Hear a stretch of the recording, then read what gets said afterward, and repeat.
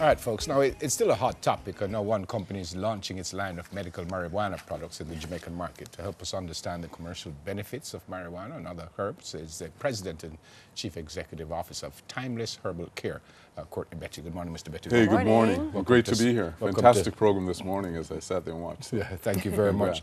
Tell me about Timeless Herbal Care. Well, Timeless Herbal Care was a company that we started about 2 years ago. And the real idea was looking at the medical marijuana opportunity. It is now predicted to be the largest industry in the world and will continue to grow.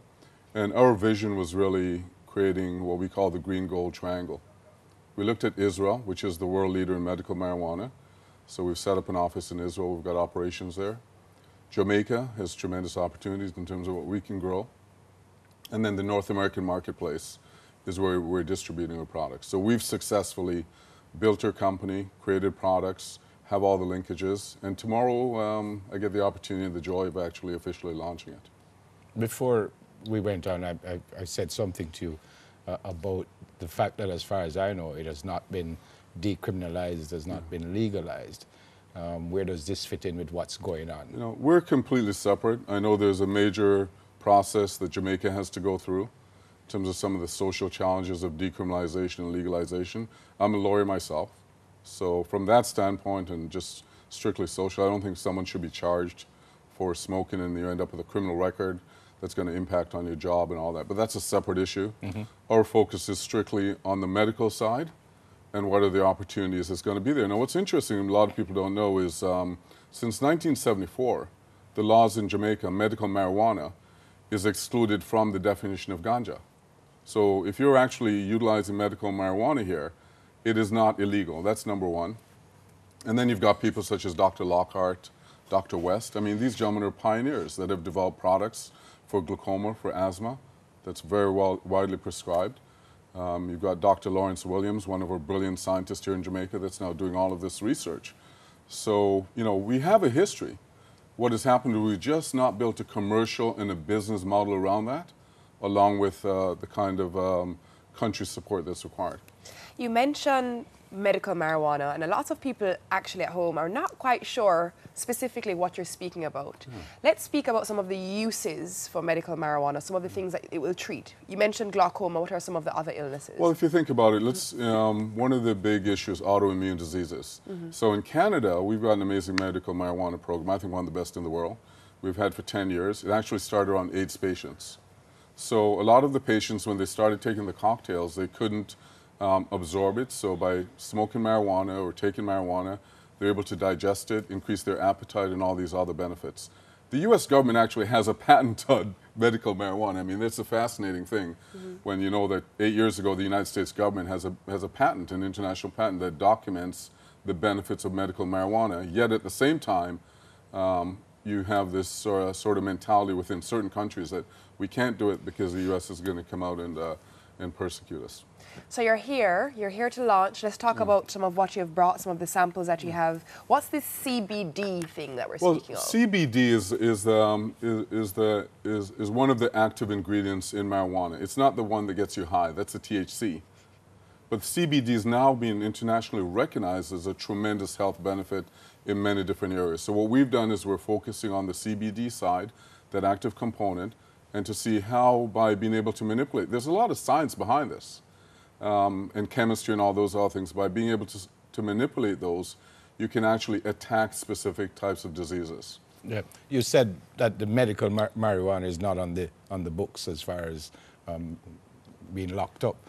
Can I go somewhere right now and say I have a problem with my eyes and I want some weed? Well, no, you're not going to get weed, but you can go into a pharmacy today and you can purchase Canisol and Asmosol. I think with Canisol, you need. And those are marijuana products.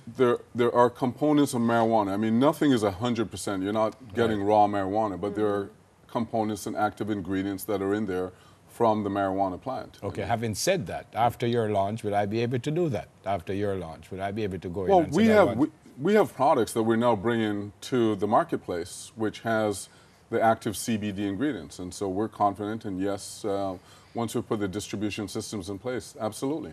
The products that you're bringing to the market, Yeah. are these products that I'd have to get a prescription from my practitioner to be able to use? Are practitioners in Jamaica aware of the dosages, or can I just go and get it over the counter? These are, what we're looking at right now is nutraceutical products, which is over the counter. But we've also set up a tremendous research and development facility, working with the University of the West Indies, bringing a lot of doctors together that are now going to take it to the level where you will actually, you know, get close to a pharmaceutical product, yeah. Yeah, I'm also reading that you're going to launch the original guinea hen weed formula. Yeah, I'm so proud of Dr. Williams. He's one of our brilliant Jamaican scientists who had to leave Jamaica, go to Germany. He's internationally recognized, and he's developed a patent which has already been proven, and you know, in terms of its ability to fight cancer. So we're working with Dr. Williams, bringing his product to market. And that's this one here. Yeah, Dr. Williams' original Jamaica guinea hen weed, and working along with him. So he's one of the key superstars that we believe that's here in Jamaica that can really help to grow this industry. You are Jamaican. I say that yeah, because, I am Jamaican, because of the accent. I don't know. I keep hearing about that, but yeah, my heart is in Jamaica. I at one time headed up as legal counsel at the Fair Trade Commission, played a strong role in the deregulation of telecommunications. Okay. So my history and commitment to Jamaica is already there. But you don't live here right now. That's been debated so much because I'm here most of the time. Yeah. So that's a big debate. But really and truly, second and apart from the business opportunity, because I do run a company and I have responsibility to my investors and shareholders, is really the opportunity for Jamaica to develop and advance. Yeah. I mean, we have in Canada, our Prime Minister, the most conservative, that has said he's created a $2.5 billion industry for medical marijuana. I mean, I think there are some numbers that you can look at. I'm not going to throw numbers out. Yeah. As to what that financial benefit could be for Jamaica, and more importantly for Jamaicans on all levels, because whether you could be developing a soap, it could be a lotion, it could be an oil. There's so many different pieces that go into this. Health tourism is another one that's very big. That being said, what would your message be, since you just mentioned your Prime Minister, what would your message be to our Prime Minister as it relates to the legalization and the decriminalization of marijuana? Well, I think the first thing, just on a personal level, not on a business level, President Obama made a very interesting decision. He issued an executive order that said so long as the states put in place the regulatory environment, the federal government would not come in and enforce. And I think we have that opportunity right now to say, for simple possession, someone should not be charged. But that's not my battle. On the other side, I can say that I am getting the support of government. And I'm very pleased with the direction, whether it be the Minister of Justice, Minister of Investment, the Minister of Health.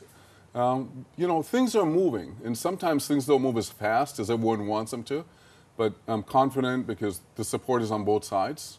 And it's one of the few issues in Jamaica that you can actually say both the opposition and the government totally agree on. And you're working with Dewey. And University of the West Indies and the principal has just been tremendous. I mean, he's, you know, stepped out of his role and become one of the driving forces here. So, yeah, things are actually moving. I think we're going to see a lot of progression. You know, it's the dam's building up, and it's going to burst open pretty soon. Thanks for coming in. Oh, thank you both. Great to meet you. President and Chief Executive Officer of Timeless Herbal Care, Courtney Betty.